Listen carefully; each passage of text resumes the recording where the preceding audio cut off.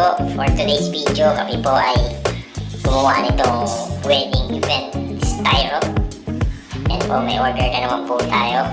Ito po yung pangalan ng ating client, si Ma'am Apple and Sir John. Yan po, kinakapit na po namin ito. Kinakapit na po kasi yung nila, yung mismo wedding date. So kung kayo po ay may mga wedding din na or event na kailangan nyo po ng styro cutting, kontakin nyo lang po kami. Gumawa rin po kami nitong kailangan sa JS Prom. Client din po ng JS Prom High School. So castle po ito, castle tower. Pero this time yung muna po, yung pinakabubong po yung ginawa namin. Malaki po ito, 8 feet po ang taas itong castle